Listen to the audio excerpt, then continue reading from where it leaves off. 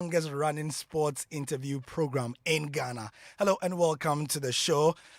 Today I'm sitting in for your regular host Nathaniel Atto, who will be joining us next week again, God willing. Today, though, we have an interview with the number one man when it comes to Ghana football, taking a bit of a cue from our parliamentarians. And the number one man in Ghana football is Kurt Okraku. He has superintended over the country's football for a while. We'll ask him about his tenure of office and, put some of your questions to him. Many of you have seen the promoted material elsewhere on social media and made your feelings known, to put it very, very interestingly as well. So we are here just to take stock of his time in office and hopefully we get some answers as to where we are going in Ghana football. Stay and enjoy the show. But first of all, as we usually do, we can't look forward if we fail to look back. And so, when Keto Kraku became GFA president at first, as usual, Joy FM, your home of fearless independent journalism, got him first to speak to us exclusively. It was done by the host of the show that precedes this one, Samson Ladi Ayenini, and he said a few things. In order not to take anything from that, let's hear that interview with Samson Ladi and then begin our accountability from there. Enjoy this playback.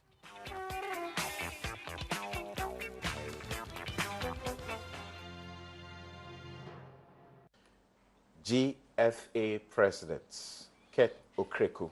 Good morning and thank you very much for joining us on Newsfile.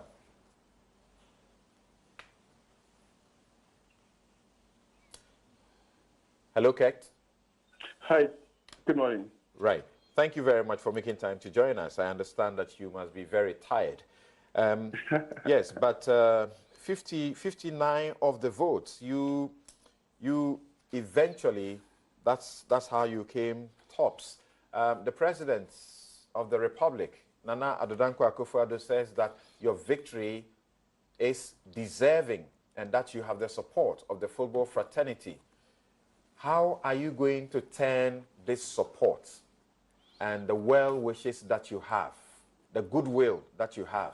Because obviously, all Ghanaians across the world will be looking up to you. I'm sure that even before you were sworn in, you heard Justice Anin Yeboah, the Justice of the Supreme Court, who is also chairs the FIFA Ethics Committee, say that he felt very sad when he's out there and now it looks like he's sort of alone in all of this, when we had gone so high up in this thing. So how are you going to take advantage of the groundswell of, well wishes for you?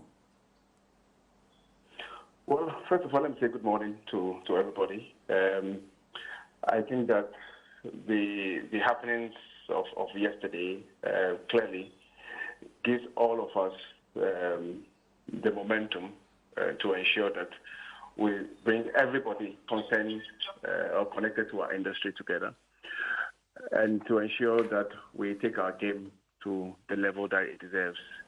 In saying this, let me be grateful and thankful to the President of the land, His Excellency Nana Akufo-Addo, the Sector Minister, Honorable Isiama, members of the Football Association, the NC's president, the outgoing NC's president, and the membership, all clubs and stakeholders who were part of this amazing process. I think that yesterday I made a clarion call for all of us to come together. Football is a team sport. What that means is that no single individual can navigate us out of the troubles that we find ourselves and take us to the promised land. That's why I put a team together to do the campaign. That's why I encouraged everybody to come out with a manifesto via our manifesto launch. That's why I went out of my way to say kudos to Georgia Free, Amanda Clinton, Georgia Nkuma, Nanayawa Ponsa, Fred Papo, and my own brother, Osei Palmer. We need everybody on board. We all have quality, and I absolutely believe that there's quality in Ghana here, in the football industry, for which reason we have to come together, harness the qualities that we all hold, and make sure that we lay a solid foundation for a big takeoff. We have promised to ignite passion and to create wealth for everybody. And to do that, we want to ensure that the fundamentals are right. And this is what we have promised, and this is what we intend to deliver. Okay. So you talk about the foundation, and Lepora Jawula spoke to us a while ago, also talking about foundation. Bako just spoke a while ago. It does appear very apparent that people are clear that you are going to build from the scratch. Now, there are people in the football who are saying a number of things, which is what appears to happen all the time. How are you going to break away from the tradition that kept us down and so unproductive? The tradition includes that you have won. Most likely, people will say the expectation is that within the fraternity, you will bring your own people, loyalists, rather than look for people who have the expertise. And that will not take us anywhere. What are your plans? Well, I think that, by and large, I have demonstrated beyond reasonable doubt that I believe in quality. And so do the president of the land. I believe in bringing people with different qualities, different opinion positions together to be able to build. And at the basics, I've shown that with my Dreams FC project. I also showed that with the MTN FA Cup. But this journey is totally quite different from what we are talking about anyway. I'm a team player. I believe in harnessing all the intellectuals we have in this country, and to ensure that we are able to build an industry that will be the envy for many, many people, not only in Ghana, but beyond the shores of the country. Okay. Now, finally, let me share with you Gary Al Smith of Joy Sports. He has got a list of 10 things that he believes should engage your attention. I'm sure you have already spoken about some of them, but I'll just read them to you and ask you what your views are about Gary Al Smith's must do immediately for your attention. Number one, he says you have to manage expectations. Create a perception around football that will make the nation fall in love with the GFA. Fall in love with the GFA again. Unify all factions. Bring knowledgeable opponents into the fold. Get domestic competitions underway immediately. Sponsors or no sponsors, you must move now.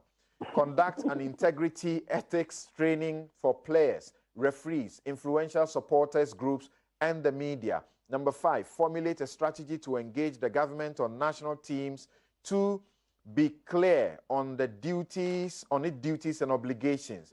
Number 6, educate regional football associations on competition management. A national culture of professionalism begins at the grassroots. Number 7, roll out your manifesto promise to make the Ghana Premier League autonomous as soon as possible. Number 8, improve the working conditions of GFA staff. And he says this is key to motivate them to be ethical, so that they don't get caught by another anas. Now, 9 says find a permanent general secretary quickly, preferably one with good experience in managing football. This person will ensure football runs free of agitations. And finally, make a decision to sack or maintain Kwesi Appiah. His contract expires in December. What do you say? Well, I think that listening to you clearly tells me or confirms what we've always believed, that there's a lot of work to be done. Most of the points or the challenging points that you raised are clearly also found in the manifesto that we rolled out in the last few weeks. So it tells you that we have been engaging the right people, and clearly with the support of the other members on the Executive Council, I think we have a lot quality. We have people with the right levels of knowledge and capacity to help me to navigate through this journey. Okay. I think that we are ready to deliver. Again, we want to deliver on promise. We would produce an industry that will be the envy of many. The journey begins from today. We're going to engage ourselves and to ensure that we have a smooth takeoff Ghana football will rise again. That's the promise. Ghana football will rise again. And you campaign on the theme as a game changer and someone who is going to create wealth. When you look in the crystal ball in just some 30 seconds, how long will it take us to climb back to the status that we were in international football, in the international football arena, talking about GFA leadership going that high as Kwesi Nyantakyi did? How long will it take us? Well, I think that it depends on the level of, so to say, or it depends on how we're going to start. We need to start on the right foot. We have 4 years to execute our manifesto and to ensure that the game comes back alive again. The next 2 weeks will clearly define the way we're going to navigate all of us to the promised land. But I've said on numerous platforms that when the fundamentals are weak, lies will expose you, okay? And we want to ensure that the fundamentals are strong or become strong. And in the next few days, we'll clearly engage ourselves, meet, and hopefully take the right and appropriate strategies. What's the first thing you are doing when you get to the office on Monday? Sorry? What's the first thing you are doing when you get to the office on Monday? I'll say good morning to everybody.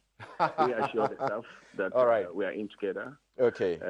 We have a promise to deliver, and that promise will be delivered with their support. Okay. Keto Kreku, thank you very much. GFA President, thank you very much for your time on Newsfile. And obviously, very obviously, he has such overwhelming goodwill going for him.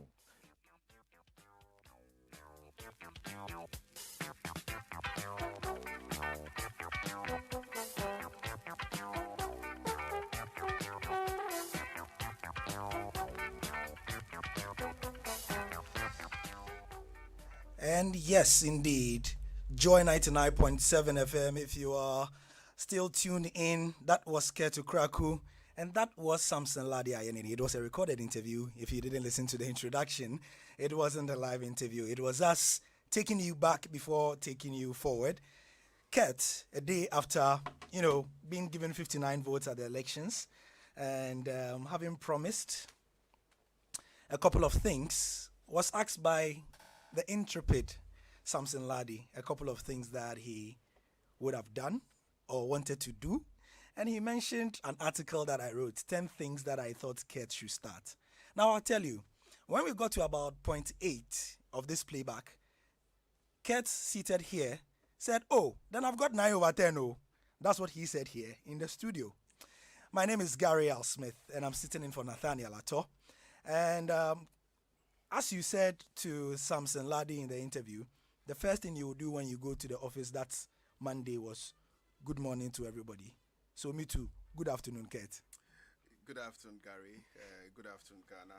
And I always say good afternoon or good morning to each member of staff on the last working day every week.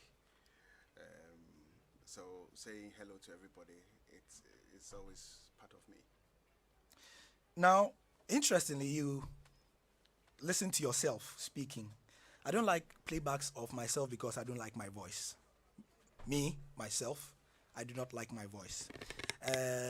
How did you feel listening to yourself saying all those things? Well, I also hate listening to my voice, Gary.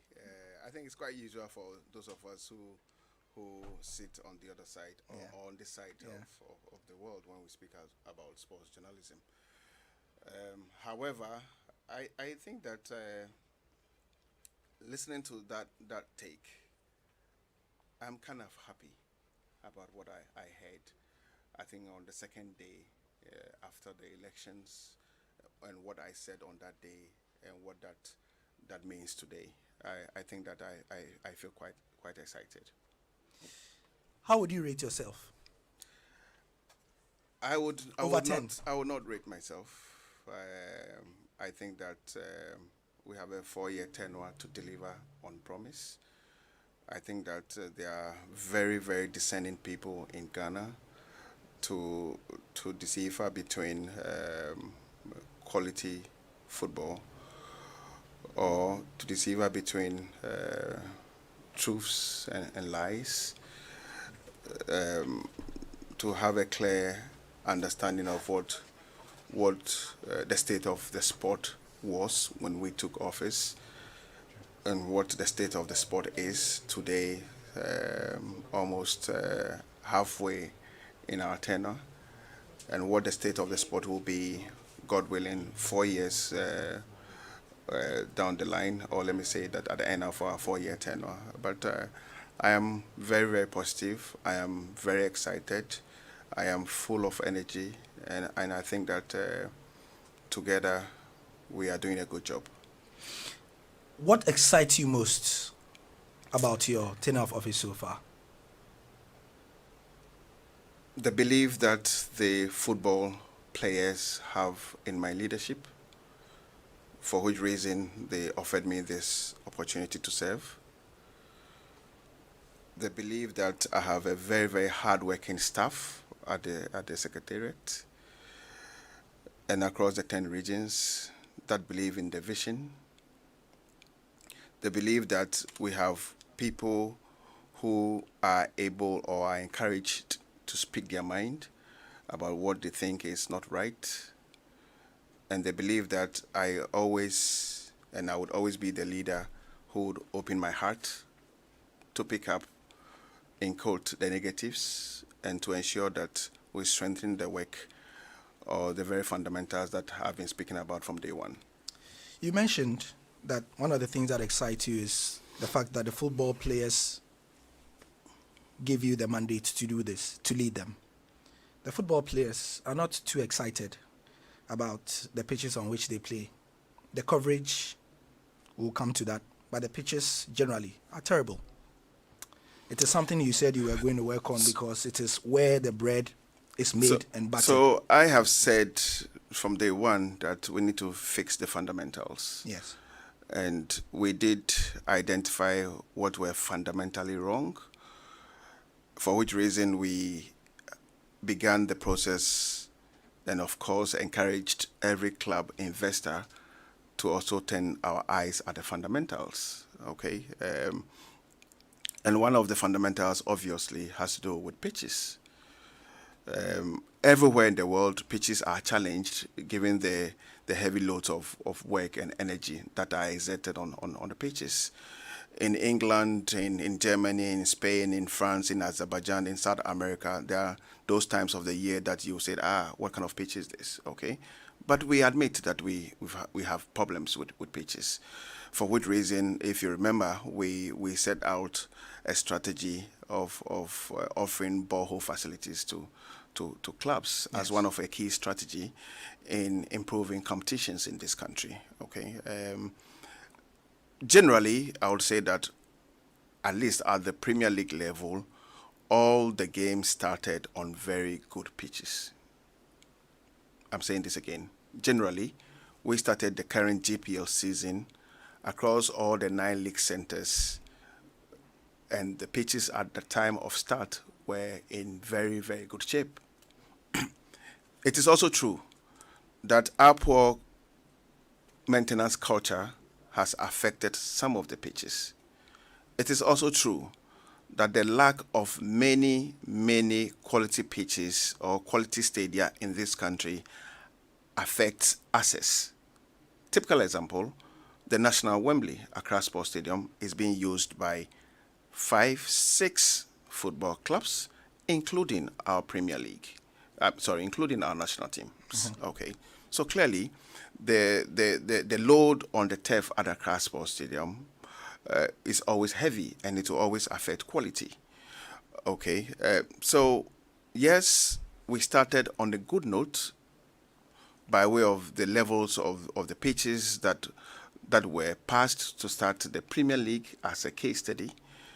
Yes, during the season, some of the pitches went bad because of poor maintenance culture, so including my own Dreams FC. Dreams FC. But you see, in your case, in the Dreams FC case, even I as an outsider could tell everybody that it was an outlier, mm-hmm, because the Dreams FC pitch 90% of the time is great. Yeah. And we understood upon inquiry that you had a water issue, there was, something wrong. But the bottom line is that in 3 or 4 days, it was fixed.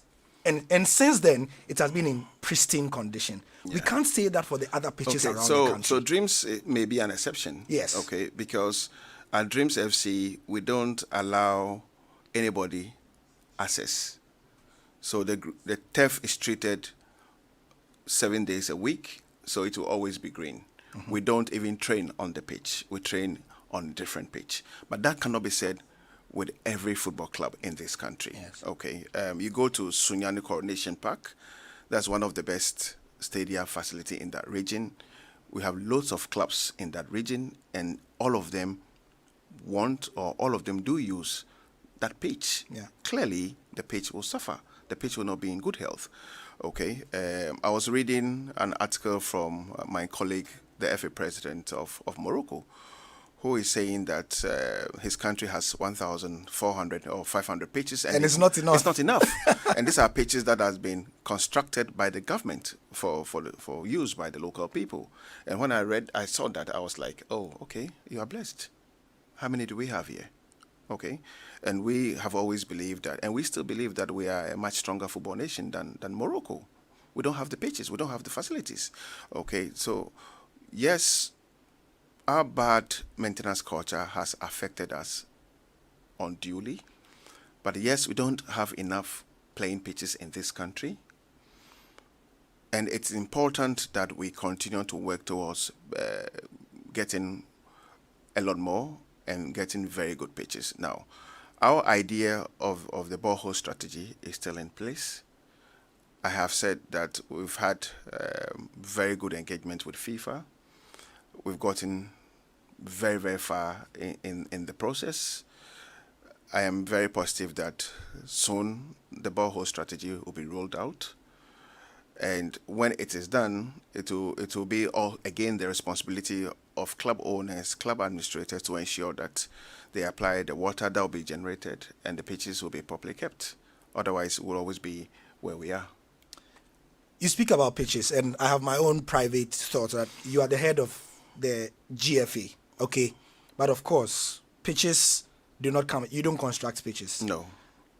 They are, but I'm concerned when arrangements. When the products that we churn out exactly. are seen not to be in so good we can't situation. say that you should, but we know that, for example, some of your colleague FA presidents, like you say, have access to things like FIFA grants, and it's been a FIFA difficult fund. Yeah, FIFA grants, funds, and FIFA Forward and so on. And we know that some of them, case study, Liberia.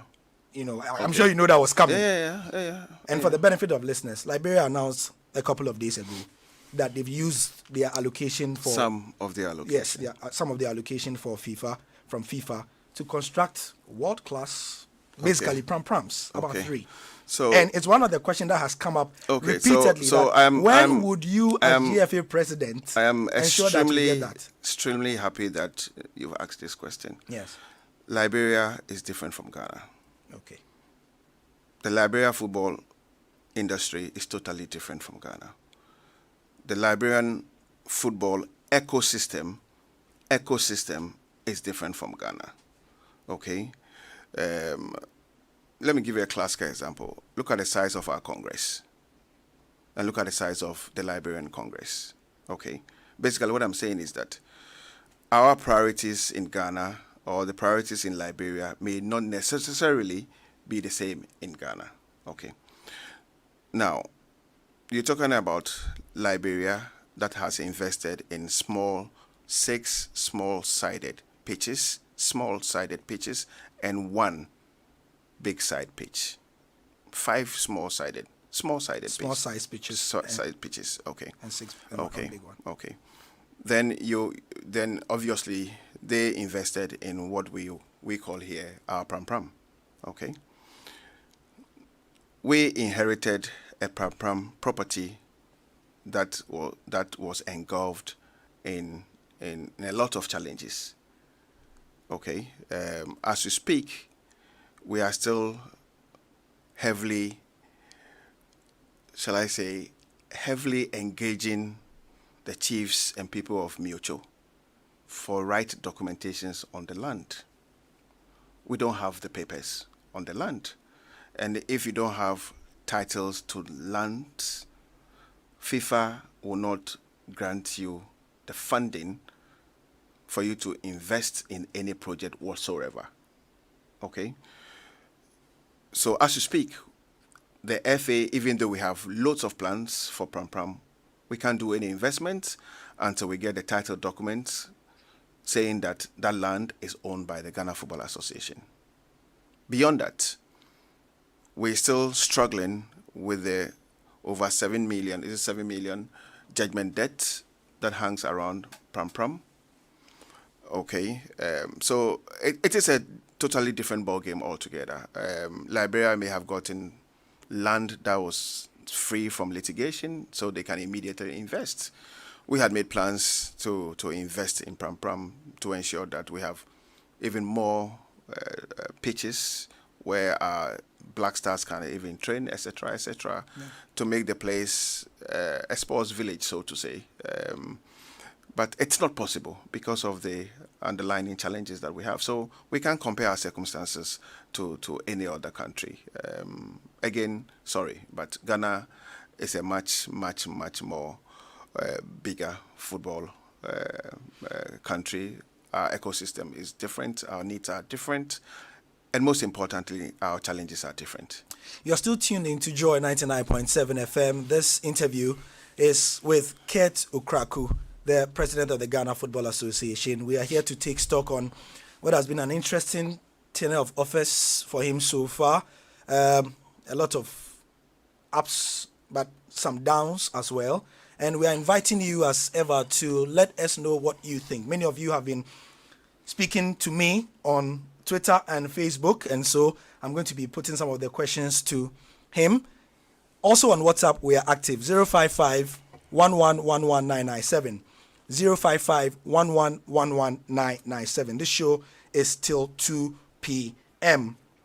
Kurt, we've talked about the players. And Gary, yes. just to conclude that bit, in Ghana, we have 18 clubs in the Premier League. We play at 9 venues every week. What happens in Liberia? Where do they play their games? We can't compare. Sorry, we can't compare.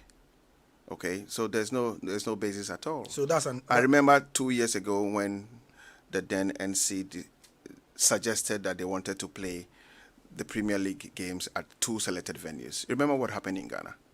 You do remember. But go to Ivory Coast, where do they play? Go to Liberia, how do they play and where do they play? So we can compare our challenges here with another country. Right. Sorry. So there are lots of questions and time is never. No, you need to give me 5 hours because yes. I hardly come here. So when I come, I know. So we need to. I would encourage you to keep it crisp and to the point as much as possible. No, but when you posted the flyer, you saw the questions. I saw. You saw the what I'm consent. saying. So that's why it's important that what's the name of the owner? Kwesi Chum will give us 5 hours today. All right. So you've talked about the footballers, the pitches. You watch. When was the last time you watched the Ghana Premier League on TV? Oh, I watch every week. Yesterday I watched Ebusua Dwarfs and 11 Wonders. I watch every Premier League game as much as I can. I watch the 3 Division 1 games that we stream live. I watch the 2 Women Premier League games that we stream live. So long as the timings are favorable, I watch. And I'm sure you're going to talk about Doma. Oh, not even that. We'll come to Okay. Doma later. Okay. When you watch the coverage of the Ghana Premier League on Star Times, what adjective comes to mind? I don't talk about adjectives. I talk about, first of all, being appreciative to Star Times for investing $1 million a year in our sport, in a sport that had been maligned, in a sport that had big image challenges, in a sport that is operating in a very small football economy. So I will first of all be very grateful to Star Times. Okay.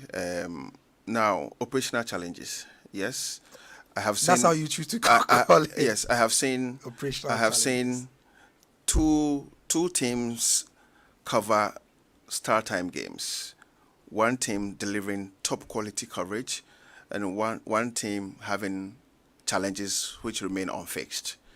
And our FA continue to engage Star Times to ensure that we get much better coverage than we are getting, especially with the second team. But they have offered us an amazing opportunity to see the thousands and thousands of talents that apply the art trade in Ghana. When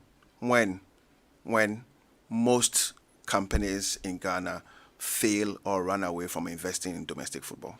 For the purposes of listeners, Mr. Kraku is talking about the two broadcast teams that Star Times have. They have one for the southern sector and one for the northern sector as well. And what he's saying is that, I mean, for those in the broadcasting space, and you hear from the grapevine that the northern team have a few equipment issues. That's what I've heard. And so the quality of their broadcast is not as different good. It's different from the southern one. But even for the southern one, that we say is better, Kurt. It's really not. You have said that Ghana football is big. Yes. When you Gary, sit with your Gary, let me just wait. I will not. You see, I'll say thank you to Star Times. Yes. For believing in Ghanaian football. But they are not doing us a favor. No. For believing in Ghanaian football. But they are not doing us a favor. Every company, every media outlet in Ghana would never have done us any favors because obviously it's give and take. Okay. But when it is that the product was available for people to invest money, people shun away. For which reason, I'll forever be grateful to companies who believe in domestic football, especially when it comes to TV rights, and invest money in TV rights. Okay. Yes, Star Times have challenges, I will admit. But yes, we'll continue to work with them in making their production lot better and to the level that we desire. Now, and hope that one day, the company that believes they can offer us world-class pictures must come forward. I'm tempted to take you back, but I don't want to because of time. No, but let's go. Because I have a few questions that are all important. Let's go. But Star Times won the bid. It was put out there. Yeah. Other companies also put in their bid, right? We saw what Star Times could do because previously, before you reopen, the GFA reopened the bid. We saw what Star Times could offer. Yeah. It was not of better quality than they are now. So it wasn't like we couldn't judge them based on what they were doing. We have previously, in the last 5 years, seen other broadcasters. I mean, when I finished my student journalism, I was fortunate enough to have joined the Metro TV team that went around the country. Yeah. So I've worked with Metro TV. I've seen what they can offer. Yeah. I've been affiliated with SuperSport for 5 years as their Ghana editor. I've seen what they can offer. We are seeing what Star Times can do. When GTV takes hold of a CAF Champions League game, like they did for the recent game that was hosted in Accra, we see what they can do. Kurt, I want to put it to you. What Star Times are offering is not the best. Okay. So again... And we deserve better. Again, I have not said that what Star Times are offering is the best. Yes. I have not said it here. Yes. I have said that they have challenges. But no other media outlet offered us a competitive bid, for which reason they should have won. Take it from me. Okay. Take it from me. Sure. No other media outlet in Ghana believed enough in domestic football to invest the quantum of money Star Times are investing. Don't go with the lies. What are the lies? When the fundamentals are weak, the lies would expose you. But what are the lies? Thank you. What are the lies? I will not comment any further. I mean, again, I don't want to go into speculation because of evidence issues. What I'm saying is I know what I know. What I'm saying is that certain media houses brought money. Yes. What I'm saying is that Star Times are our current partners. Yes. Star Times have challenges that everybody has seen, and we will work with Star Times to ensure that we have better quality than we are currently having. Okay. Now, one of the uproars that greeted the awarding of Star Times, the Ghana Premier League deal in this current form, was the very open one that we are all looking to bring back the love. You bring back the love for something by at least making us appreciate it. In this current context, you can do that by exposing the Ghana Premier League to as many people as possible.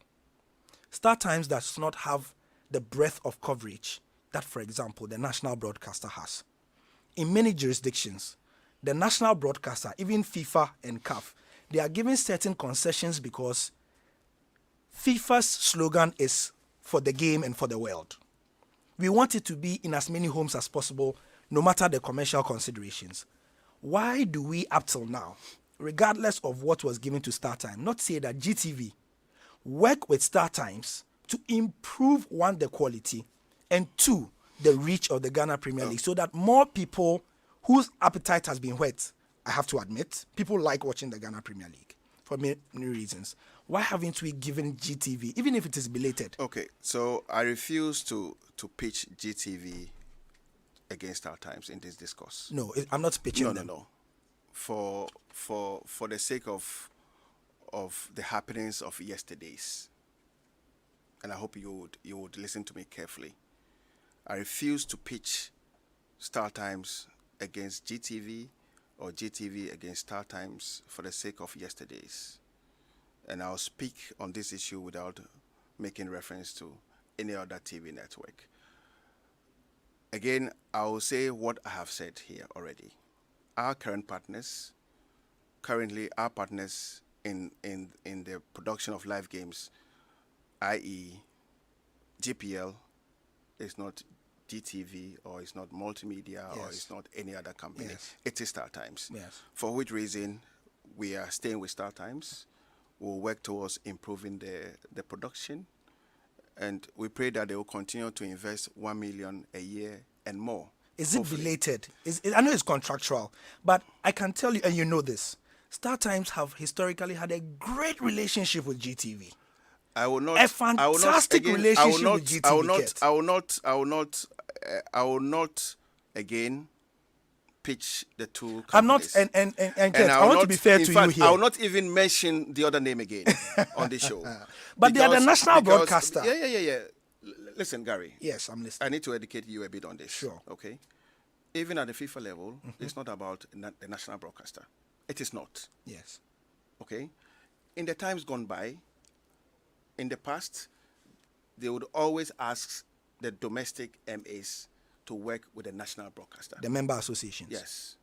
Today, that has changed. It's about the money. Today, no. Today, the MA would have to decide on which broadcaster will meet the demands of FIFA. That's it. Yes. That's it, okay? And I don't want us to go into production and the needs of production and how production is done in this country. Because if you mention GTV, let me stop it. Okay. I understand why. Because it's a delicate... Let's go. That's why I said we needed 5 hours. Yes, it's a delicate discussion because, but you see, at the end of the day, we want... Because when we speak about TV production here, Yes. only a few Yes. media outlets in Ghana Yes. have the full equipment to produce quality TV live football games. Only a few. Yes. Maybe only one. Maybe only StarTimes. Because any other company that you know here will go and rent, will go and help, will go. So let's not go into it. All right. It's not in the interest of any company. But let me because just... if I'm to pull out the dagger, I'll cut. But you have to cut. No. Let's leave it. You see, Let's leave it. Because I have too much experience in this field, and I know exactly what we need. But the truth is that we are not in normal times. Believe me, Gary. I would love to wake up one morning or one day and 2, 3, 4, 5 Ghanaian-owned TV network stations will say we would help Ghana football grow because of the multiplier effect of football on the Ghanaian economy. So we would invest $2 million each in domestic football. I'll say hallelujah. The product is available for everybody. All right. So let's believe in our own. Fine. Because it is our own. It is our own. Let us not chant from our own. No problem. But just before we move to the next topic, I remind you that StarTimes is a Chinese broadcaster. Okay. Please listen to what I'm saying. Yes. You say we should believe in our own. Yes. I want to remind you that despite they being a business, StarTimes is a Chinese broadcaster. Yes. If any profits comes, they will repatriate it to China. Yes. It won't be in Ghana. Yes. That is what I'll But do. yes, I know. Yes. And we know. On behalf of the Ghanaian people. And we know. But the Ghanaian company is not interested in the Ghanaian game. Because I don't have evidence here, I will not go there. Yes. But I do know that, for example, GTV When the tabled a bit. fundamentals are GTV weak, tabled a bit. when the fundamentals are weak, lies will expose you. You are still listening to Joy 99.7 FM. We have Kurt Edwin No watch here. No, what? Oh, go now. Why are you watching? Which choose? You know me. I'm the watching president. So I was expecting some watching and some. But who is to say that the watching is not ready? It is okay, ready. okay, But we that's have to good. finish the job. The job is the job, and the okay, game is the that's game. good. Keto Krakow is the GFA president. He's here with us. He's graced us with some of his time. He's a busy man to talk about issues of national interest. And I encourage you to keep your questions coming on the various issues. We'll try and keep them as snappy as possible. Having talked about pitches, about the coverage, let's talk about even start time, something that will bother them and everybody else. Because they can't be spending $1 million on so much money and broadcasting a product that is repeatedly marred by hooliganism. It's a huge challenge that has beset your FA. You said in your manifesto that you were going to have a stewardship program with the Ghana Police Service. To your credit, you have had that. You've had a few meetings with the Ghana Police. You've had some trainings as well. I've seen Great Olympics have their own independent stewardship training before the second round started that I am told you had something to do with. And so that training has been done. But, Mr. Okraku, the message has not sunk in. We have seen some people being beaten in Wamanafo, some people's fathers, blood oozing from their mouths and all that. Teresa Bremansu, her case is, as it turns out, 1 year, almost 1 year exactly since Teresa Bremansu was beaten in a Women's Premier League game. Till date, nobody has been arrested, nobody has been prosecuted, nobody has been jailed. And the instances are coming. Beatings. GFA president, why is this happening under your watch? Okay, so today we appreciate that GFA president is GFA president and is only one person. That's just on the lighter note. Like you rightly said, I did say that hooliganism is something that we will work towards eradicating in our sport. And we started a journey with my all-important meeting with the IGP and the top hierarchy of the police service. We started a journey with my meetings with almost all the other security apparatus we have in this country, including but not limited to the BNI. We started the journey with the constitution of a licensing board. We started the journey with the establishment of our security committee of the FA. We started the journey with not one, not two, not three engagement encounters with club owners, club executives, referees, integrity training for referees, club executives across the country. We ensured that clubs know exactly what it is to manage games successfully on match days, what the needs are in terms of security.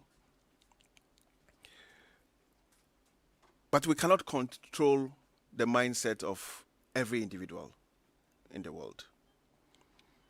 Most importantly, every individual who wakes up in the morning, goes to our match centers to consume our domestic football. For which reason, you must always make that room available that somebody would misbehave.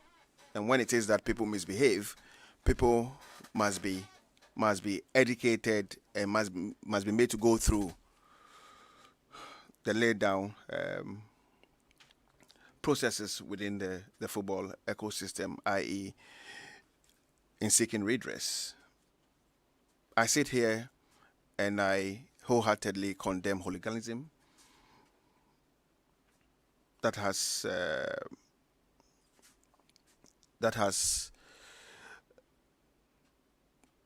been noticed or that has happened in some of the league centers. Yes. In some of the league centers. Yes. But clearly you could see that we are working on it. People who have misbehaved are going through the disciplinary committee, etc., etc.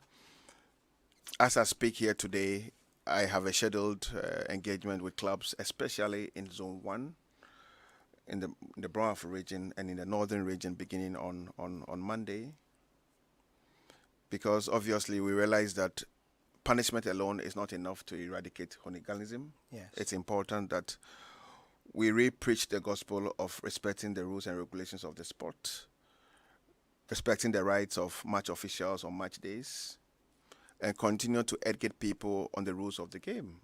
Because for some funny reasons, everybody seems to believe that referees are always wrong. And if it is that referees are wrong, they have to vent their frustration on human beings. This is not acceptable. I have seen referees make horrendous decisions in well-established jurisdictions. People don't shed blood. People don't throw stones. Okay, but Ked, it is happening here. Yes, so when it is that it happens, Yes. obviously, Nobody has first been of all, prosecuted. First of Nobody all, has been. you expect. Yes. I'm not the IGP. Yes. Sorry, I'm not the police commander. Yes. 1 week ago, the police were attacked by supporters. Techiman City against Tamale City. I expect the police service to act, and it's one of the key reasons why I'm moving to the Broward region. I'm going to meet the police high command. When it is that their own persons are attacked, we have to see them working. And when it is that human beings are attacked, we want to see them working. Okay, so it isn't about the FA not being interested. We are interested. And we want people who flout the laws to face the full rigors of the law. If club officers misbehave, they will face the football courts. And that's what we stand for. We will never accept hooliganism in our sport, because hooliganism belongs to the Stone Age.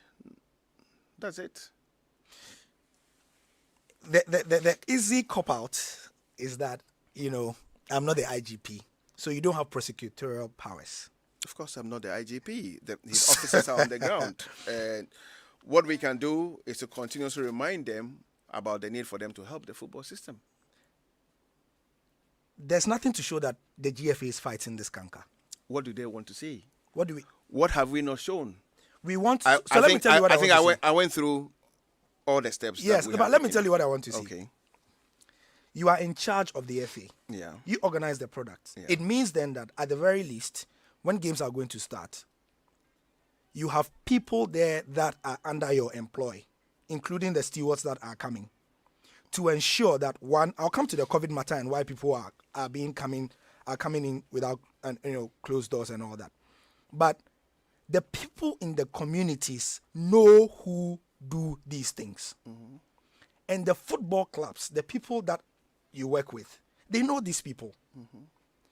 I am saying that as the GFA president, you have enough power to tell your people to fish these people out, to help the police. Because when we speak to the police, they say that, go on. They say that, and it's not official, but they also try to have their investigations, but the FA does not put its might or does not bear its weight on the clubs to fish the people out. Gary, you shouldn't even be saying this. Sorry. When somebody lynches a human being, it's a criminal issue. Yes. So far as I understand, it must not take the FA. They are not getting enough help from the FA. No, it must not take the FA. Yes, but not getting enough Gary, help let's from get you. it clear. Why do we send security officers to the stadia? Yes. We send them to what?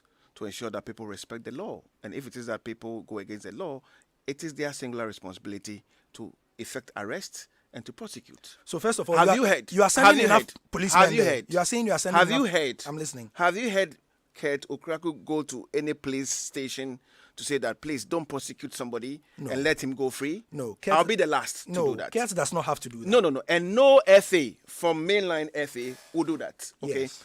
If an individual club officer goes to a police station wanting to bail a supporter, it's up to them. It's up to the police officer to ensure that we abide by the law. Okay. It's not for me. So you have established that it's not your job. On match days, yes, you have appointed people who are responsible for specific responsibilities.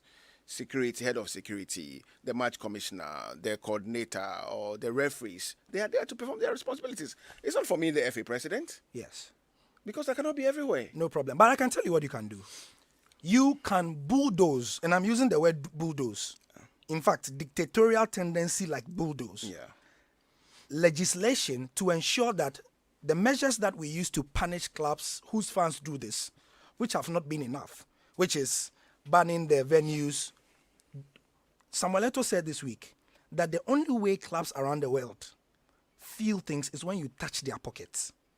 And the way to touch clubs' pockets is through deducting them points for them to go to relegation, and also to ban them outright, demote them, Mr. Okraku. Because, you see, one life lost is too many. And that is our charge to you, that you are not being drastic enough.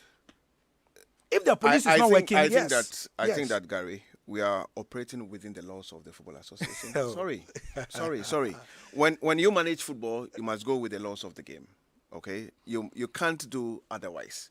Unless, obviously, there's a change to our regulations and to our status. Okay? And the sport belongs to the people within the sport. Yes. People within the sport enact the laws. Okay? So let's be very careful here. What's important is that we don't accept hooliganism in our sport. We will continue to work with the security agencies to ensure that lives are protected.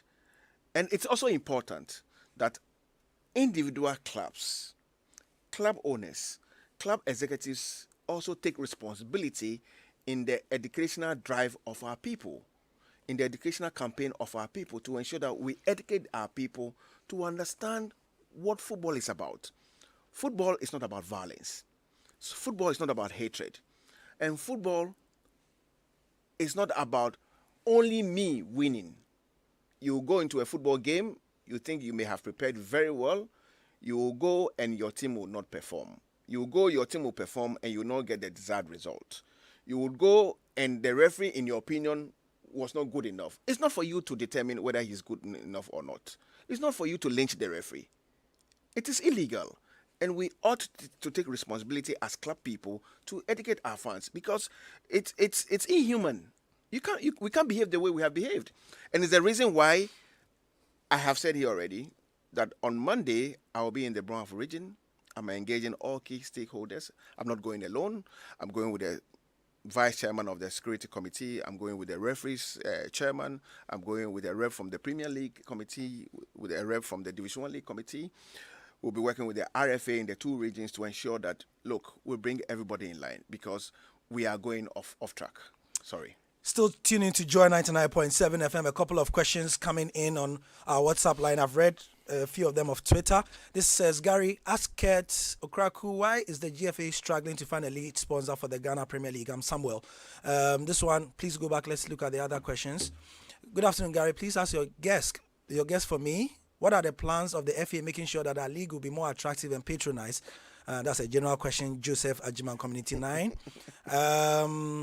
Inco Joseph says, please go down. The question is down. Yes, thank you. Says, why is the 25% given by government for supporters not in operation currently? Are all the clubs having copies of the Star Times contract? That was actually my next question. Says, please ask. Okay, let's go to the next thing. I like Keto Kreku, but I'm very appalled by his posture as if Star Times is doing us a favor. He's acting more like a spokesperson for Star Times than the FA president. Very, very disappointed. Is this your vision? This is from BB in North Kaneshi. I'm really enjoying the show, and I salute the GFA president. In fact, I'm totally disappointed in the GFA. Now Ghanaian youth are watching European football. Why can't we do the same thing in Ghana? Local football are not functioning properly. This is from Philip Abochi from Qatar.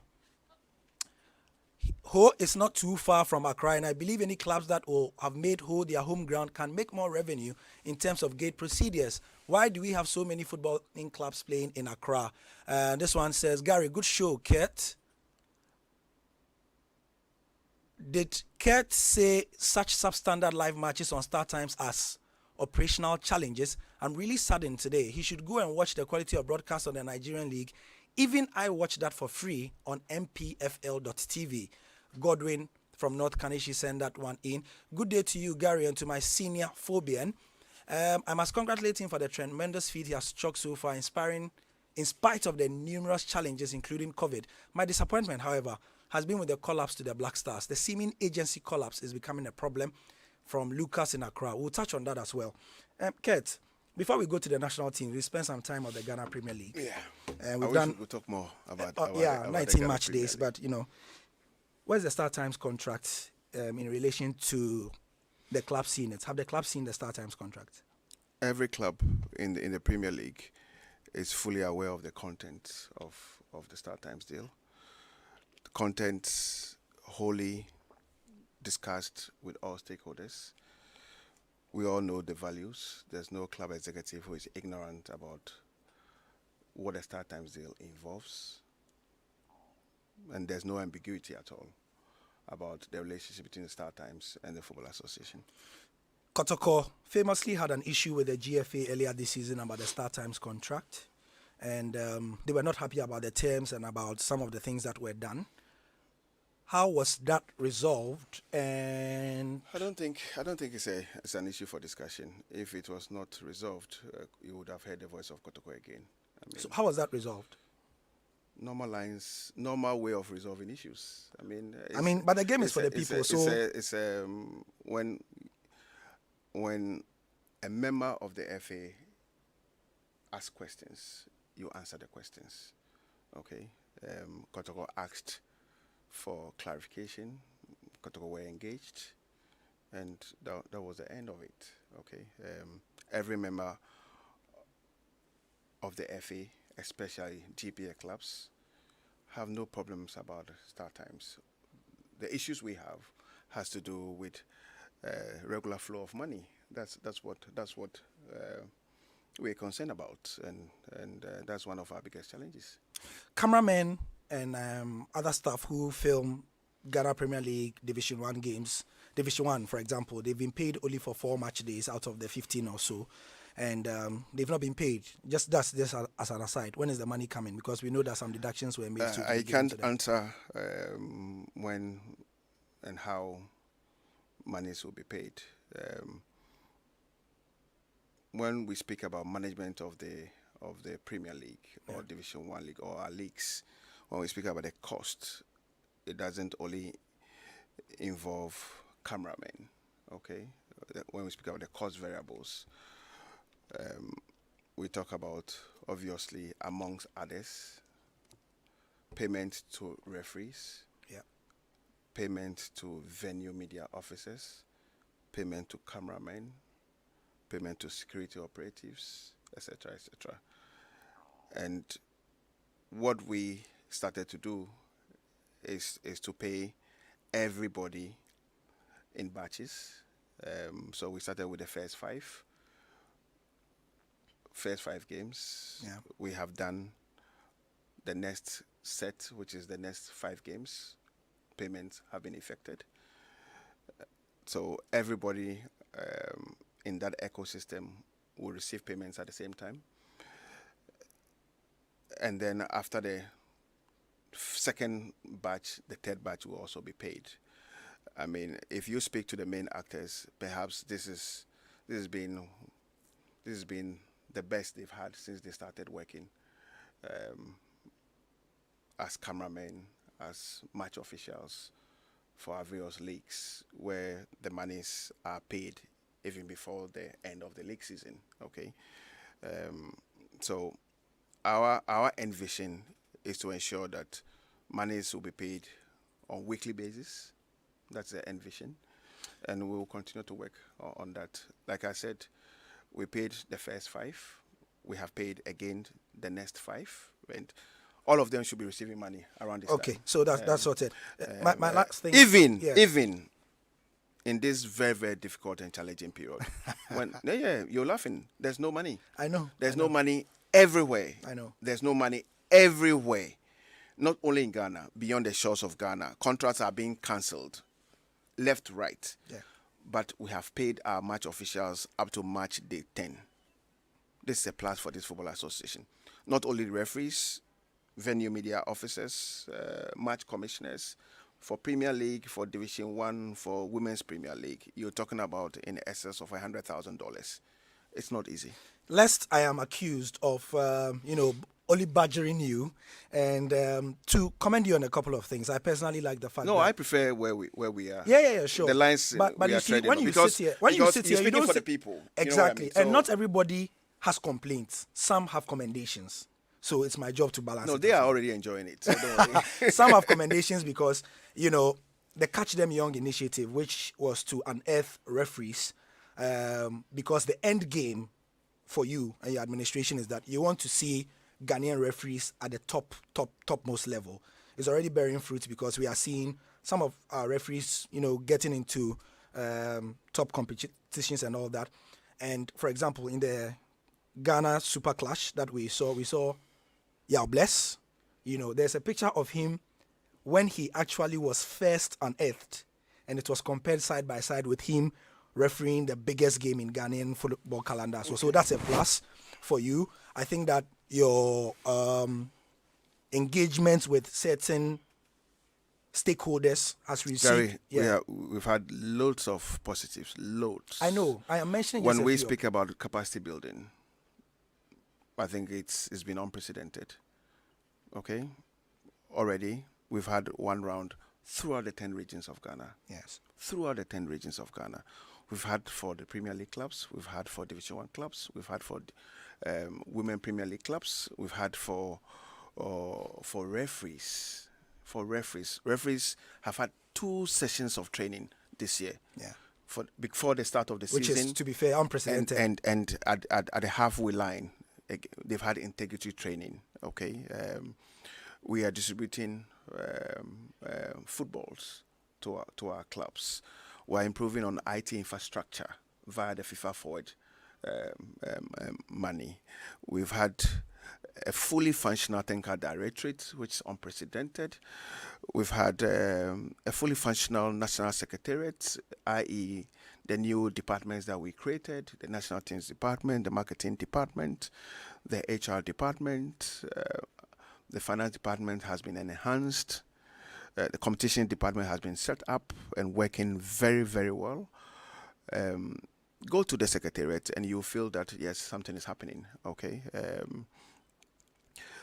Obviously, the Academy Young, we are investing heavily in coaching, which is one of the need areas of our football ecosystem.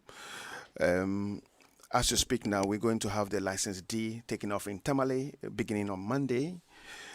So there are a lot of positives around our sport. For which reason, corporate Ghana is taking notice, and you could see that slowly they've started walking back to football. You saw what happened at Accra Sports Stadium when the Black Stars played by way of advertising. The companies who have shown support to the Football Association, Melcom and Co, Casa Preco and Co, they belong to the corporate world. Casa Preco had not until recently done anything with our sport mainline. And they're all coming. They're walking back to the sport. So that's a plus for you. So there But you are mentioned loads something. of pluses. Yes. We won the Waffle Cup. We won the African U20. We've qualified for the AFCON. These are good talking points for the Ghanaian game, especially at the time that the world is tackling in on COVID. It's been great. So there we have to give. Obviously, your tenure of office has not been just about complaints and bad news. But you mentioned something by way of advertising. We saw the pitch paneling on the Ghana Sao Tome game. It was brilliant. I mean, I've not seen that in a long time. It almost looked like a Premier League sort of setup, and it was done about 2 days in advance. But how much did they pay? All the people who advertised. Okay, so how much did they pay? so those who paid $1,000 Each Those who paid $1,000. for all the kinds. We saw very big ones for Betway, and then we saw those who small paid, ones. those who paid, there are 2 categories. There are those who did not pay because they are partners and we offered the platform to them, and there are those who paid, and I've already mentioned how much it cost. Mm-hmm. But it's a strategy that we tried, especially in an era where the live audience at our games has not been enough. for which reason we're looking at alternative ways of bringing in a few coins and ensuring that if the stadia are empty, our clubs or our football should still be able to make some money. Okay, so we tried it. Okay, we'll continue to engage and to see how we can improve it with all key stakeholders. We're also looking at even dissecting the cake because if you want to really harness the potential, there could be prime areas for those. There could be prime areas. There could be a lot more even expensive areas that we could segmentation that we could even make more resources from or make more. So money. Basically, there's more room for improvement. And obviously, it's a marketing strategy that we tried, and we continue to think about it because we continue to think outside the box as to how. Because if companies are not sponsoring, we should look at alternative ways of bringing in the money, knowing very well that football is a capital intensive. My marketing lecturer at GIMPA will be proud of this example because I remember the cost strategy, the market entry strategy and all that. So clearly that's what you are doing, especially with no eyeballs, especially at the stadium to witness it. Yes, even though it was I'm talking about TV. the live audience. Yes. So speaking on that's pitch paneling and thing that was great happened at the Ghana Sao Tome game. Okay. It's a game where we saw, Ghana go top of the group in that regard. But the selection of players for that game and for the game before, South Africa, brought out a lot of questions. And I have many. We had somebody ask on the WhatsApp line, and I have several on my Twitter and Facebook as well, about their apparent perception that you are imposing players on CK Akono. So let me start from this way. Okay. What is your relationship like with CK Akono? Is it true that you guys have not been friends for the last year? Note, I didn't say you don't talk, that you are not friends. Okay, so first of all,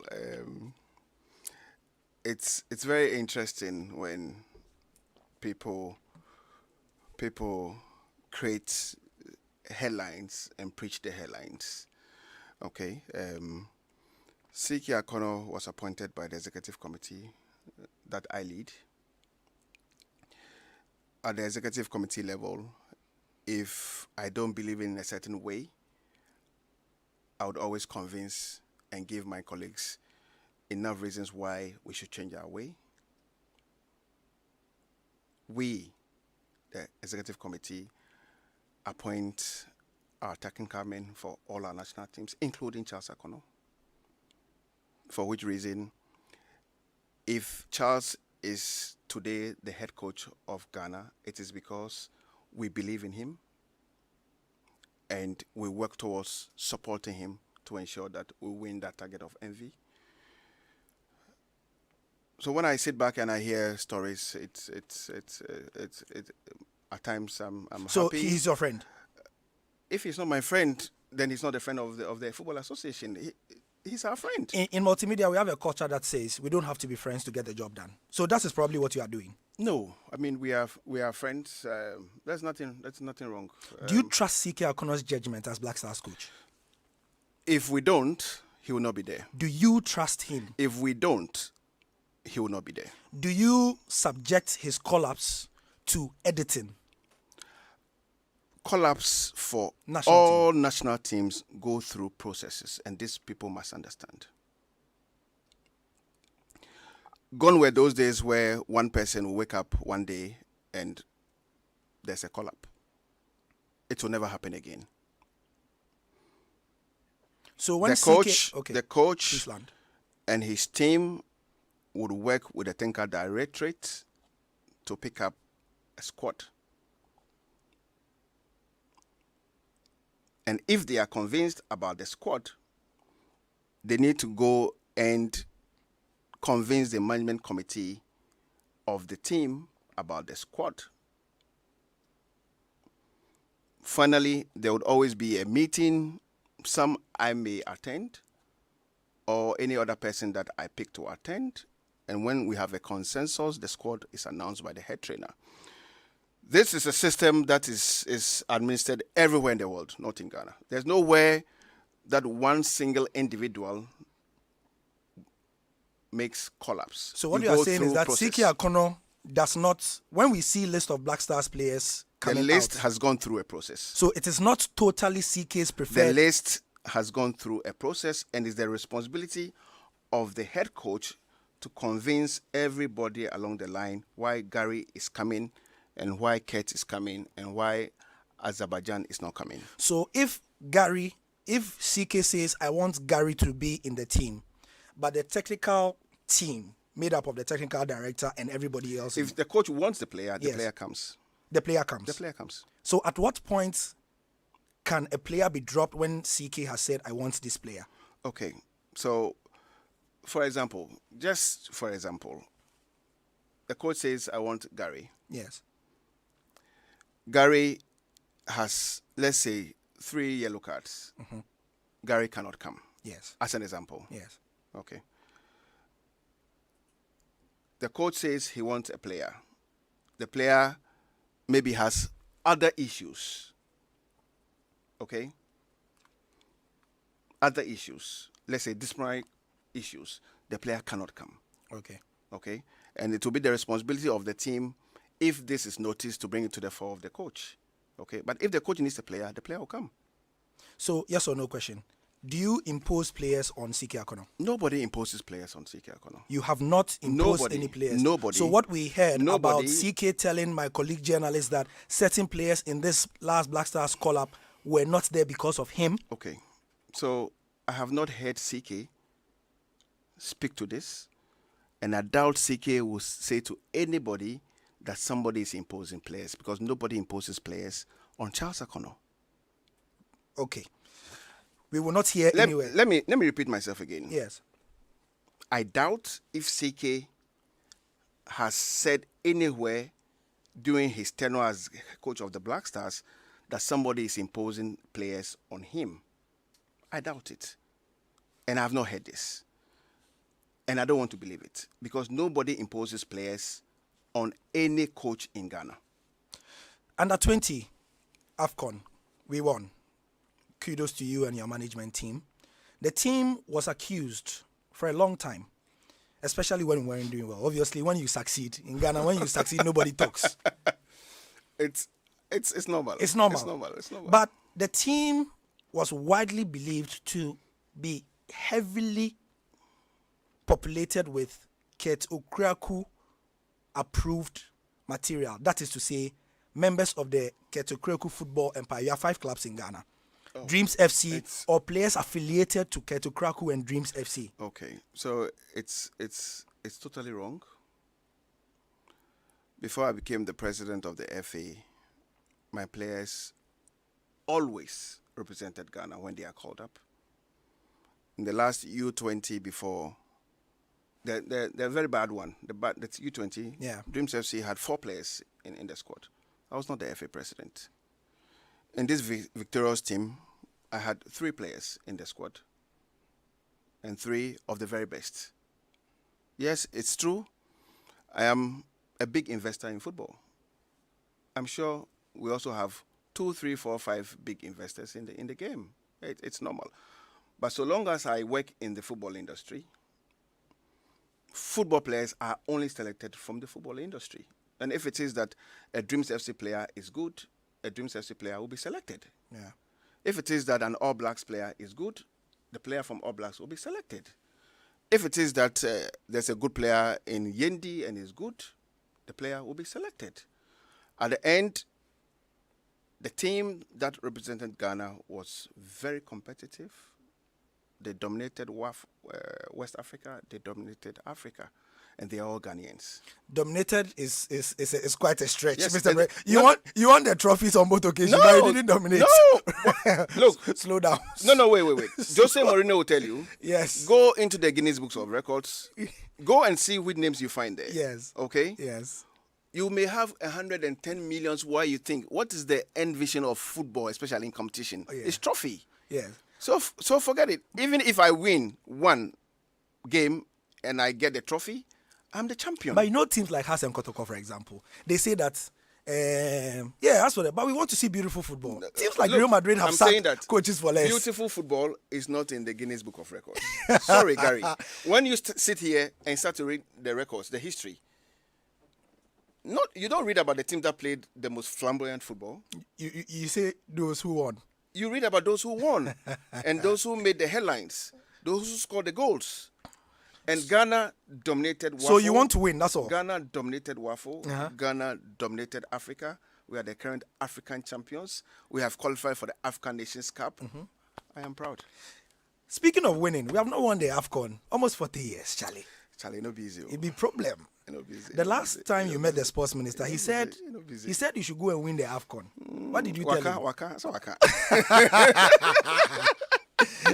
What did you tell him? Waka. Oh, okay. So the obviously we've not in fact. Let me do this. You're still listening to Joy 99.7 FM. The conversation was draining on a bit, but I like to every 10 minutes or so remind you where you are. It's being picked across the country on our various Don't remind affiliates. them. They hear my voice. It's being picked across affiliates across the country.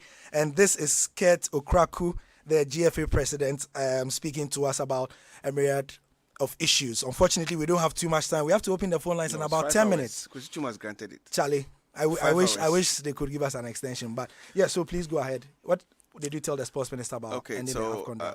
So our last AFCON outing has been our biggest disaster in as many years as we can think. Okay, I'm talking about Egypt. Yeah.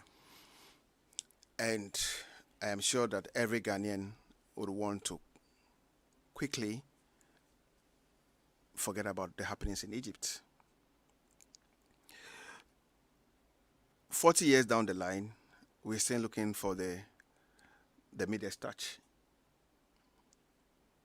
And it behoves on all of us, and I'm saying all of us, to behave in a way that can help the country to win the AFCON.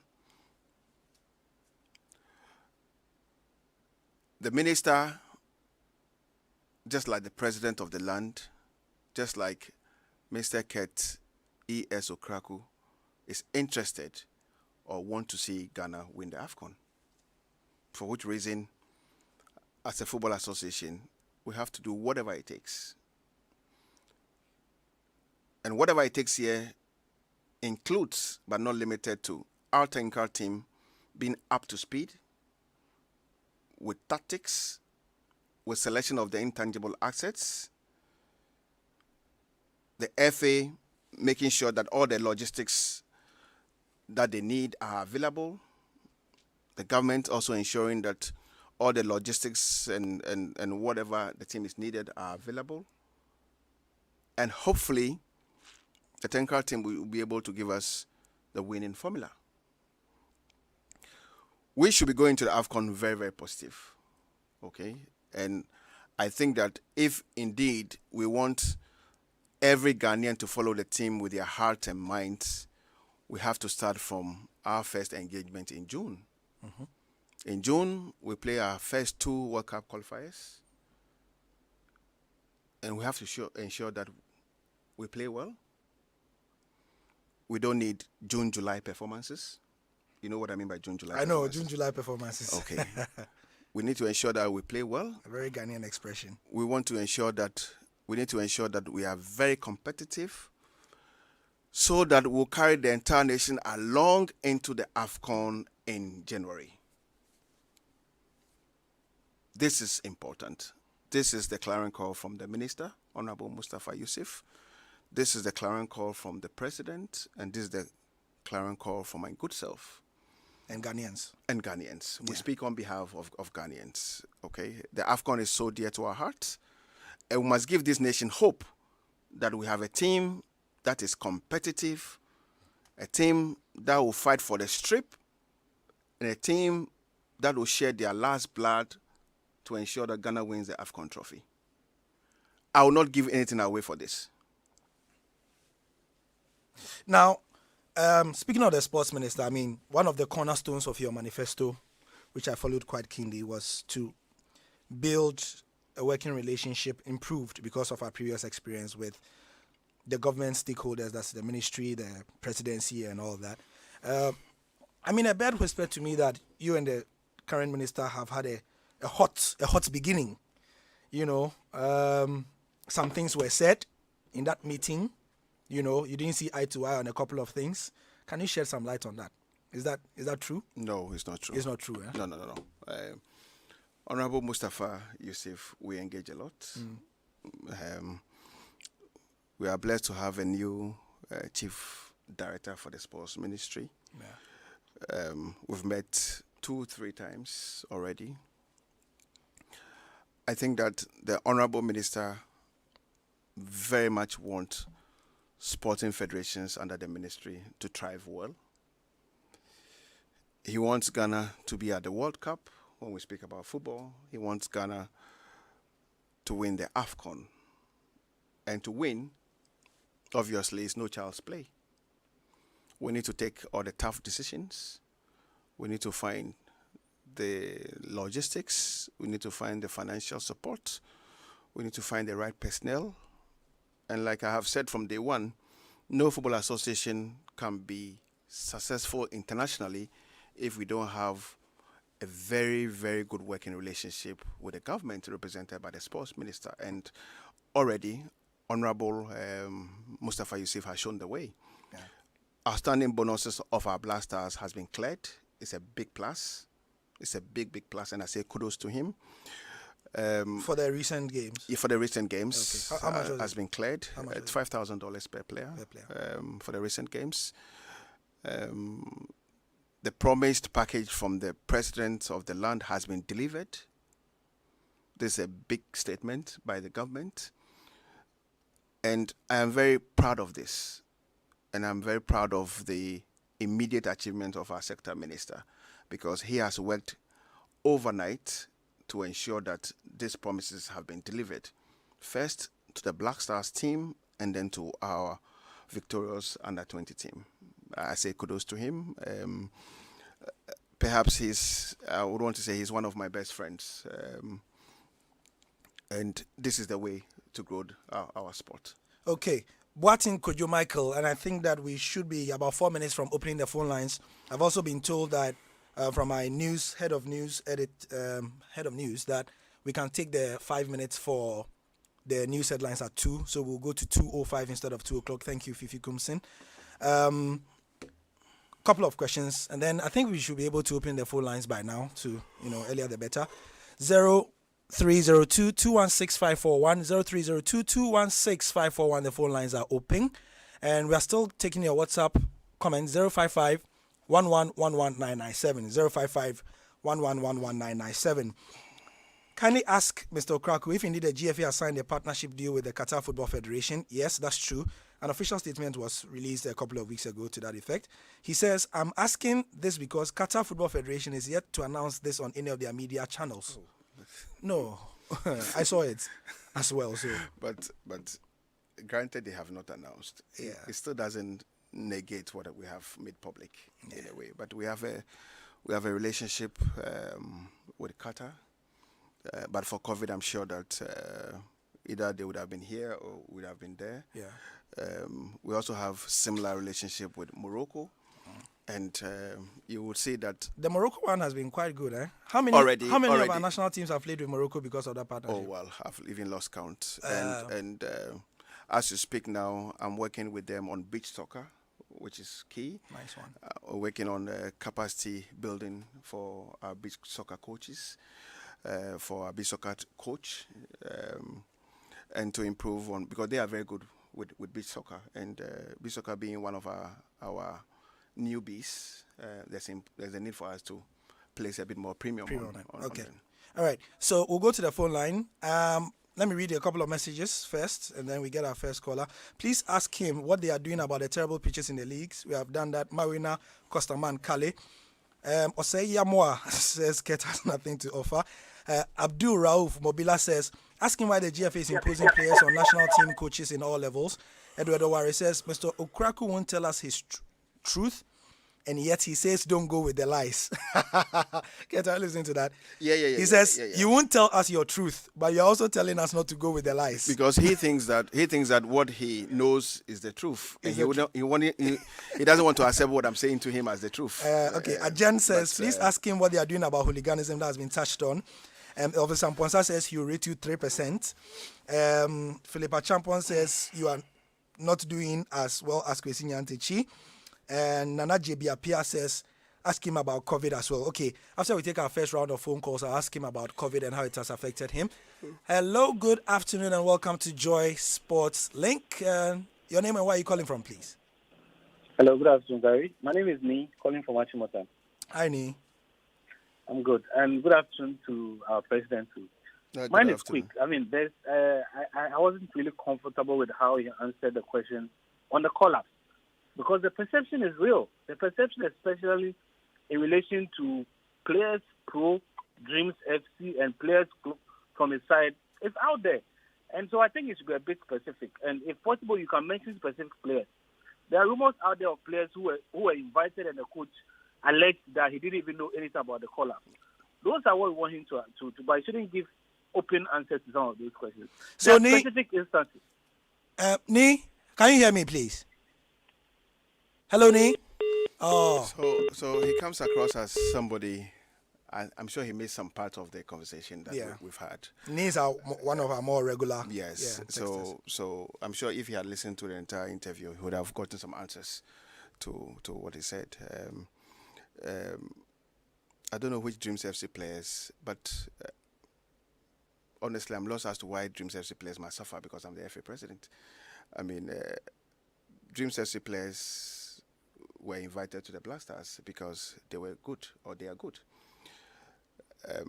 Philemon Bafo excelled with the U20, excelled in the Blasters training, and the Tangara team love him.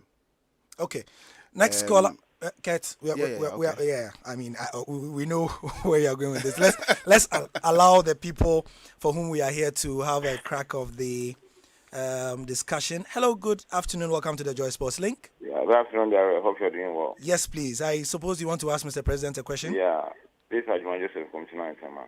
Nice one. Please go. Yeah, I want to ask your girls, I guess, with you. When you look at the nations, like... Can you please speak up? Yeah.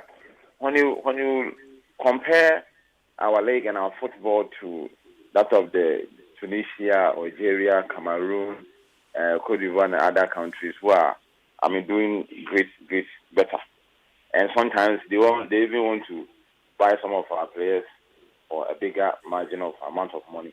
In Ghana here, apart from the sponsorship and that of the Ghana government supporting the clubs, what are we not doing best for our finances to improve? And what should be done so that we can improve our finances so that if not Europe, our players will not go to other African countries for greener pastures? Right, thank you. Another caller on the line, 0302 216 0302 216 I'll note the question from Tamale. Hi, good afternoon and welcome to the Joy Sports Link. Thank you for your time. Hi, good afternoon. This is Joseph Inko. Yes, Inko Joseph. I read your questions, and if you are going to repeat them. No. Okay, more questions. First of all, about the 25% for supporters, I asked as to when it's going to resume. That was not answered. And secondly, before the CAS verdict, they were in our hometown, Balaga, to cut a sword that they were going to construct a pitch for us. I want to know how far, because our youth there are eager to see something like that. And lastly, it's an appeal to the FA that if there's any loophole in the Star Times contract, they should please renegotiate it and add other GTV, Joy News, or any of the other television stations. Because we are preaching that we should bring back the love. How do you bring back the love when we don't have access to the product? So I was thinking maybe for the first year, you will give it to the stations that will allow us to have access. Then maybe after we have had a laugh, then the second season, you now bring in people to come and negotiate. But if you start and give it to sometimes the network is very bad, so it's an appeal. They should work on it for us. Okay. Thank you very much. Okay. Thank you, Joseph Inko. I think let me pick. Pardon? Yeah. 3 questions. Let's get, yes. Let me get, and then I'll summarize it for you, okay? Good afternoon and welcome to the Joy Sports Link. Hello, good afternoon. Thank you very much. Yes, please. Yeah, Abu Mohammed is my name. I'm calling from Japan. Please go ahead. Yeah, I want to advise Mr. Ket, Yeshibami. You know, in 2015, 2016, there was this young referee that has been beaten up, and 4 days later he died. I want him to revisit that case and punish those involved so that they know that crime has got no expiry date. Then before they deal with the people who beat this referee currently. And then secondly, would they consider Coach Anowaka for the good work he's doing? Thank you very much.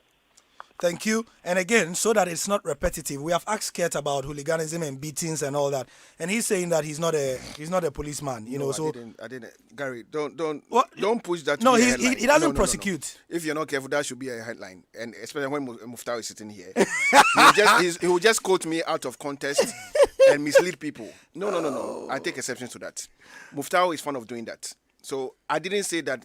No, but, I'm not the IGP. No. Please. But you say you're not the IGP. Please. What I have said here Yes. is that first of all, we've engaged the police hierarchy led by the Inspector General of Police. Yes, you said that. Police officers are deployed to match venues to protect life and property, and I expect them to do the same. Yes. This is what I have said here, please. Anyway. If I see any misleading headline, I'll take legal action. Sorry. No problem. I'm very tough with this. No problem. Especially with Muftau.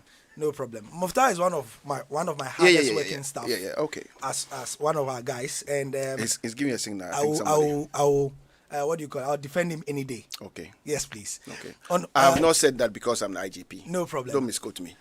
Somebody asked a question before this question I'm seeing about you having a meeting. Please go back to the WhatsApp comment. Yes, he says, Gary, are you afraid of asking Kurt questions? Is it true that the new minister wanted to know the money issues in the games against Azerbaijan? Kurt? I think I've said here. I've answered that question. I've even mentioned how much a pit panel was sold. It's no secret. Yeah. So there's no issue about it. I have loads of discussions with the sector minister. I don't divulge information on our meetings to the public. Okay. Right. So based on that, let's go to other callers. 0302-216-541. Hello, good afternoon and welcome to the Joy Sports Link. Yeah, good afternoon, Gary. Yes, sir. Your name, where are you calling from, please? Thank you for the good job you are doing, and I must congratulate you for your lines of questioning. And well done to the FA president too. But I would like to find out this from the president. If you go to England, you have the Premier League. If you go to Germany, you have the Bundesliga. If you go to France, you have League One. If you go to Japan, you have the J-League. Is there a way the FA can do something so that the Ghana Premier League will have a unique need, devoid of the Premier? Because for me, I believe that the mention of Premier in the first place is something that makes the league somehow inferior as compared to that of the Premier League. That's what I would like to find out. Hold on. Can you please stay on the line? Hello? Hello? Yes, please. I normally like to ask people, so what do you suggest? If we shouldn't call it Ghana Premier League, what should we call it? Oh, something like the Classic League of Ghana. For me, it will be unique. The Classic League of Ghana, it will be unique. Okay, all right. Thank you. Everybody has an opinion, so Charlie Kate, you work hard. Yeah, I mean. The Classic League of Ghana. The Classic League of Ghana. You don't like the GPL? I mean, why am I even complaining? The Joy Sports Fantasy League is called the Joy Sports Classic Fantasy League, so maybe he has a point. The Classic League more, of Ghana. More coming. Phone calls 0302-216-541. Good afternoon. Where are you calling from? Welcome to the Joy Sports League. Good afternoon, Gary. This is Obi Dati. Gary. Yes. Let me first of all congratulate Kurt for a good job done. I've been following the interview, and I must say that I'm highly impressed. Looking at what the Ghana football has been through, and he taking over and seeing the number of successful events that has happened, I think that we should celebrate him and encourage him to do more. Most often here in Ghana, we always want to speak about the negatives. Sometimes it's quite discouraging, but I believe that Kurt has done so well, so very well, that he needs to be applauded and encouraged and given the necessary support to bring Ghana football back. Let's encourage good news. Let's encourage positivity. And let's make sure that those who are working well are well celebrated. I'm talking about the negatives and what have you. At the end of the day, what we are looking for is the success of the Ghana football fraternity, and that is what should be paramount in our conversation. Let's not play along the lines and always is about negativity, and he has done that. His players, once his players are good and can fit into the team to win trophies, why not? Who else should he go and bring on? Let's encourage people to understand that the football fraternity is now building back, and so let's focus on building it and making it attractive than putting and throwing a whole lot of stones and bad names and all of you. We've done that in the past. We want to do it again. It shouldn't be so. Ken, congratulations to you, sir. Hello, sir. Thank Hello. you very Good much. afternoon. Boss, are you there? Gary. Yes, sir. Are you there? Sorry, I didn't get Gary, your I'm name. here. I didn't get your name. Obi Nati, Gary. Obi, right. Yeah. Have you listened to the full interview? Yeah, I have. Yeah. So, at a point I paused to congratulate him on some of the things that I thought he had done well.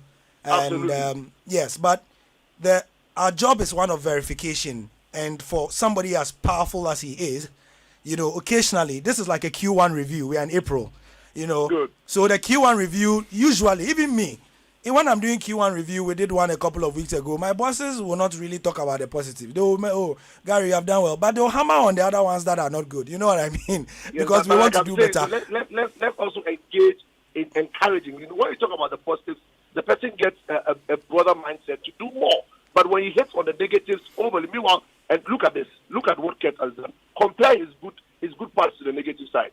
Okay. Gary, So, for example, Obi, stay on the line. Yes. Somebody has just I'm with sent a you. message I'm with you. on WhatsApp. He says, it's Samin Madina. He says he's enjoying the discussion. Please commend Kurt for the massive improvement they have brought into the communication department, I think, at the Absolutely. FA. The current updates on the Black Stars games were solid. Pictures, videos, and updates each moment. Yes. Yes. Is that fine? And that is no, Gary, I want you to understand me. Let's do more of this so that they know that okay, we can give them the job and still question them. I agree with what you're doing. Your job as a journalist, I'm a journalist too. But I'm saying for the audience and people who are listening to us and Ghanaians at large, we most of the times focus too much on the negativity, and that's my problem. Sharp. Thank you very much, Obi. Thank you, bro. Thank you. Somebody has given a suggestion for what the Ghana Premier League should be called. William on WhatsApp says we should call it the Aquaba League. The Ghana Aquaba But League. Gary, at the end of this Yeah. conversation, Yeah. we'll go back to your 10 most important things that you said I had to do. Yeah. Okay? Yeah. We'll go back to that at the tail end of this. Okay? Yeah. And then we'll mark each point with one mark. And then we'll see how many marks I will get. No problem. I have the 10 things here. Don't tell me you're not interested No, in no, that no. one. I'm interested. Okay, but I let mean- me try to offer answers to the questions. Yes, please. First, the pitch in Bogatanga. And Pram Pram. Bogatanga. Okay. Bogatanga first. We announced that we're going to invest in the construction of AstroTurf in Bogatanga. We were given a piece of land. Currently, we're going through the final stages of acquiring the title for the land. Once that is done, we'll go through the process with FIFA, and the investment or the construction of the pitch would start. Okay. Same will be done with Pram Pram. Okay, so just to inform the caller that the promised pitch in Bolga will see the light of the day. Somebody will say inshallah. It will see the light of day. Yes. No timelines. We're going through. I mean, once we get the title, then that will be one big victory won, because we have the approval from FIFA, so we just need that document and then we'll get it going. Ni Akreshi is back. He says, Ask Kurt what percentage does the GFA get from games between the national teams, especially Black Stars, or does the NSA take all of it? We don't get any money. All right. We have about another 7 minutes since we've been given a 5-minute extension. 0302-216. But let me also be quick to say that yes, please. We would soon engage the sector minister on management of national teams. Okay. Okay, and the question you asked would be answered. Right. Now let's look at this. One of a colleague says on Wednesday, Kurt and his leadership had a meeting with the sports minister. At a certain part of the meeting, 7 people were left. The minister, Chief Director Kurt, Marcado, NSA, Michael Osekre, Peter Tumesi, Bawa Majid. In the meeting, Kurt is reported to have said that the GFA owns the content of the national teams and that they are answerable to the NSA who had written to them to avail themselves for a discussion on how much was made. Now, Kurt has just said that the GFA did not, you didn't make any money, right? That's what you said? No, we don't make money. We don't make money. And I've also said here that soon we're going to engage the sector minister to discuss management of our national teams, including bonuses, revenues generated, etc., etc. Okay, it's not for me to come here to discuss details of meetings I have with people in authority. But the bottom line to where I'm going is the FA not answerable to the ministry and the NSA? Of course, the ministry is a financier of our national teams. We work with the ministry, and we work with the ministry at all times to ensure that we get very, very competitive national teams. So Lokwak says, ask Kurt whether he believes a player from the 4th tier of the English League should don the Black Star jersey. And this is my personal pet peeve, Kurt, you know. Okay. Yes, but I'm sure we engage on that. Yes, but we have not said this to the public. You and I have talked about okay. it. So I personally, our FA yes, has embarked on an aggressive strategy of finding Ghanaian talents everywhere in the world, okay, to represent Ghana. So we don't lose out on the Balotellis and the many, many others who could have represented Ghana if we had scouted them early, if we had engaged them early. Okay, if you remember, one of the committees we set up was the International Relations Committee, and our job was to collate data on such players who were born or who are born outside the shores of Ghana. That data was handed over to the Technical Directorate, and they have been following all the talents available. Okay. Now, when you are in a competition for talents with Germany, with England, and with Spain and with Italy, you have to be clever in your strategy. Yeah. Otherwise, you win no talent. I will not say more. Okay. So far, and I like to recap things, you know, before I go to the 10 things we have spoken about. We started this discussion on the pitches in the Ghana Premier League. We talked about why certain countries are able to use their FIFA funding to build certain pitches. Mr. Okraku has given us his perspective on that. In fact, some FAs are not even able to access the funding. And we're told here that the Ghana FA will not be able to access the funding. Have you forgotten? Yes, I know. Did somebody here not write that story? Yes. Okay. So he says that they are engaging the people of, and the chiefs and people of Miocho. Miocho is around the Central University, right? Yes. To get some land there as well. We've spoken about, he says there's a judgment debt of about 7 million Ghana cedis with the Pram Pram project. We've spoken about the Star Times coverage of the Ghana Premier League. He's admitted that it's not the best, but they are working to improve the quality. I've put it to him that we deserve better. Admitted that there are challenges. Yes. Use my words. Come on, but Gary, use my words. Once you are quoting me, use my words. I'm not quoting you, I'm paraphrasing you. Don't paraphrase me. Quote my words. You know, he says there are operational challenges, which is the politician's way of saying that. I'm not a politician yet, you know. Which is the politician's way of saying that the team no balance. That's a politician's way. And we've spoken about the Black Stars, Siki Akono. He says he doesn't impose players on him. They work together. I didn't say me. I said nobody. He said nobody does? Yes. I didn't say me. I said nobody. No, but Ken, I am the leader of the Executive Council. But Ken, and all decisions of the FA are taken by the Executive Committee. And I'm saying nobody. and absolutely nobody. And I took you through the stages collapse go through before it's officially made public. We talked about that. We talked about the pitch paneling. And we talked about the pitch paneling and how much. He says $1,000 was paid for each as well. And we've covered a couple of grounds. To be fair to Kurt, this is what I wrote at the start of his tenure. I asked him 10 things for him to do. I asked him to manage expectations, create a perception around football that will make the nation fall in love with the GFA again. So expectations, I think you managed. Let's say, You were able to do that. I'll not be the judge, but I'll leave it to people. I asked you to bridge the gap in differences among the different factions in Ghana football. Get domestic competitions underway immediately, sponsors or not. You have been able to do that. Conduct integrity. That's A+. That one there is A+. Conduct integrity training for referees, players, and influential supporters group. You've done that. Formulate a strategy to engage the government on national teams to be clear on its duties and obligations.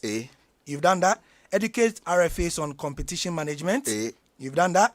Roll out manifesto promise to make the Ghana Premier League autonomous. That one is not A. No, it's not A. Wait. Okay, so it's B. It's B. It's B. What do I mean by that? First, I formed the committee led by the most reverend I have 1 minute. Togbe. No, don't They'll worry. cut me. Togbe.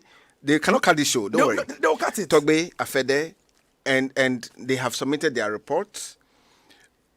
Soon, in the next few days, we'll make it public. Find a permanent GFA General Secretary. You've done that. Make a decision on whether to sack or maintain Kwesi Appiah. A+. It's been done. Improve the working conditions of the GFA staff. Not yet. Yes. Okay, so you see, I scored 9 over 10. Gary, answer that. Now I'll take up your role. Gary, could you answer that question? The show is not mine, it's for the people.